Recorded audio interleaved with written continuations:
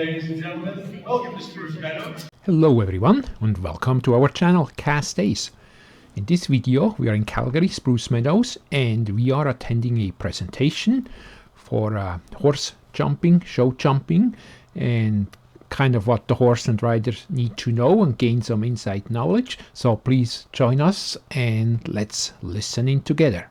By the end, we hope you also have a little bit of insight into the process of how we train them, prepare them, to get them ready. Hi everyone, welcome. As you can see, Alex and Bri are warming up their horses to prepare for jumping today. It's really important to start your day with the warm-up because not only is it important to have the horse's muscles warm for the jumping, we also do a lot of the important things that we need to do before we start to jump in the flat work. So on course, the course designers generally have questions between the fences on moving forward or slowing down the horses. So in the warm-up, these are a lot of the things that we like to do to make sure the horses are prepared to have the best results possible going on course and in between the fences. And also work on collecting and slowing down the canter. And this way he knows when he goes to the jump that he's going to have the right amount of control to get to the jump properly to give the horse the best possible chance to give him a clear jump and a clear round. Whereas Alex's horses, right in front foot steps out further, making it the counter canter, which is the right canter lead going left. Right there's the change, and that sets them up to be able to turn to the right. That they know they like the left, they need to turn left, and the right need to turn right. But like us, they are usually right or left-handed, where there's one that's a little bit more easy, a little bit more natural for them. And they don't always know what's coming next. So that's the rider shop. Teach them to be as well balanced on both leads as you can, and to be able to change the lead ahead of a turn that you might be able to do. Counter lead, we call it. So this is the left lead turning right, which is less natural for his balance. It is very good for shortening his stride and bringing his balance up and bringing his attention to me. So I can hold this. We're at a horse show, we get to come in the arena like a half an hour before the class and we get to walk the course. And so the reason why we walk the course, not only is it to see where the jumps are located in the ring, but it's actually because we count the amount of steps the horses take between certain fences to set them up for the best result. And so a horse has a 12-foot stride. And so right here we have a double combination. And so generally with a combination, it's 2 strides or less. So generally a horse has a 12-foot stride, or that's what the course is set. And depending on your course, it might have a bigger or shorter stride, so you have to ride them accordingly. But every 4 steps I take is 1 stride for the horse. And so when I walk this combination line, I also have to counter in the fact that the horse is going to land a certain amount of space from the jump and also need space to take off and get its front legs out of the way. So to walk this line, I take 2 steps for the landing, and then every 1, 2, 3, 4, this is 1 step, and then another 2 for the takeoff of the jumps. So this here is a 1 stride. And then we would go also then to the other side, and then we can walk the other 2 lines so we would know how many steps would make the best result for the best jump for our horse. And sometimes if you have a smaller horse and you walk a line, the course designer might make it a little bit longer and you go, okay, maybe I should do 1 more step on my small horse. But if you have a large horse like Poppy, you think if the line's really short, you go, maybe I leave 1 out there. He's really big, his stride is naturally bigger than 12 feet, so you kind of, as you get a partnership with your horse, you can make those decisions to have the best results in the ring.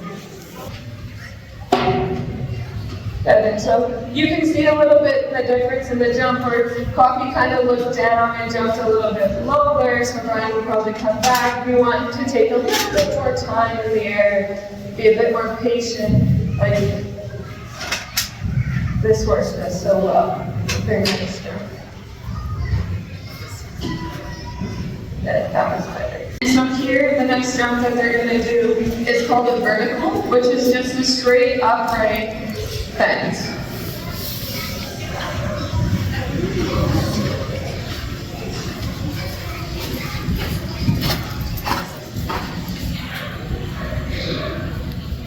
And so our goal in our training is to have the horses relax and just stay in one rhythm, landing straight so that we have control on the backside, so that once we start to put jumps together, the horses are organized and it's easy to turn and move on to the next obstacle. Just stay nice and relaxed and patient. She gets a very good jump. Then we work her neck to the inside to keep a nice shape through the turn. She gets a great jump up the outside.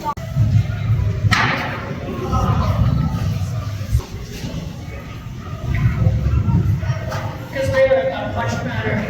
And so this is a 6-stride line. And then also when we're jumping in, of course, we add some stuff to the bottom, some fill, we call it.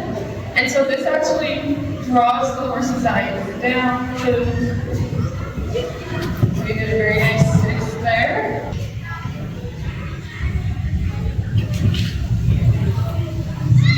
Very nice. Now he's just going to do a little bit of a bend in the corner here. As you can see, that Coffee ended a little bit on the inside, turning left away from the crowd. So that's where we want to do a little bit of a correction in our schooling, as Brian's doing a little bit of a circle here, asking for the left bend. Because now, if we jump that again, we're going to add the next jump on the course. It gets a bit difficult when you lose the horse on the backside of the line and they lean left into the turn.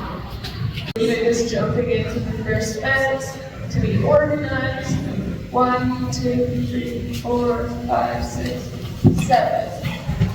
And so you can see that gets quite short there. And to work a little bit more on the line when you're adding one. And that's why, of course, when we walk, we know this is a 6-stride line, and that would be our goal to get in. And so it's good in practice to keep the horse's rideability and also get them used to different situations and scenarios, because as much as we try to be perfect to every jump, it's not possible.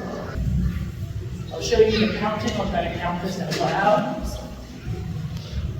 1, 2, 3, 4, 5, 6, 7, and let's stop straight on. Or the energy of the horse by the end of the course, because obviously as they go, the blood gets up and they get more excited as they continue on the course.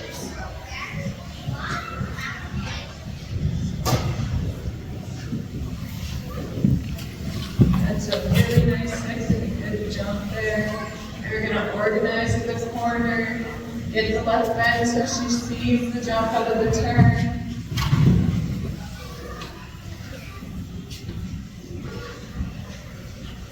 Set up for the double. And then so there she jumps a little bit right, so he's just working on getting the right side, moving her over, getting her ready for this turn. She jumped very good there. I think in this case, I'm going to use my horse's big stride, let him go forward, and I'm going to get up there and 6.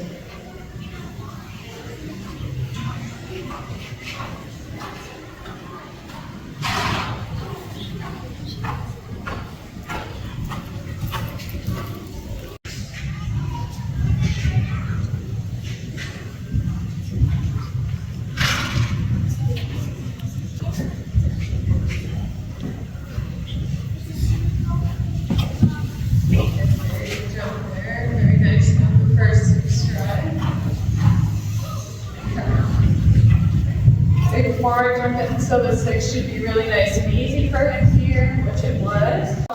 bit strong back in there, so Brian has to give it a check to rebalance the canter into the double for Coffee to give a good jump there, which is really nice. And then again, now it's a little bit more organized for this turn and really good canter, a nice right bend to give a good jump at the end.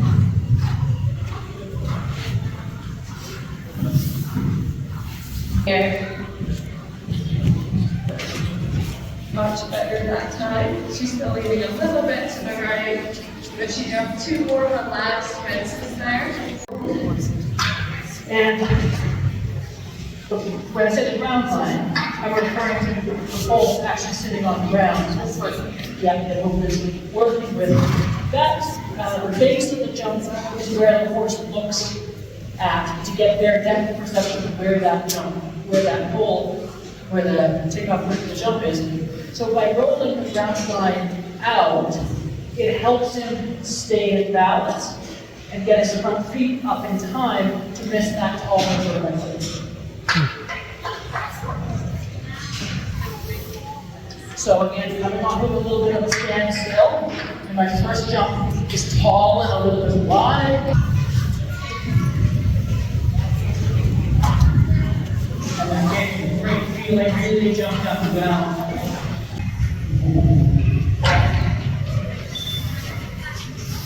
Very nice, I got Yeah, they always say there's just what? a great question there. Generally speaking, we're using our legs to ask the horse to go a little more forward, or we're using our hands to ask them to go a little slower. So this is a bit here, and then that comes, if you want to slow down, you pull back to your waist. I can show you how to do it. Yeah. How you slow the horse down. So I'm just in an average canter here. I don't have much contact in my hands. I see my body is like. So here's the first thing you have to slow down, sit down, stretch your body. Weekend of May 10th, 11th, and 12th. We've got a nice Showjumping competition open coming. Totally free to come in and watch. Hopefully something is coming to share us on. Thank you very much. Enjoy the Fest.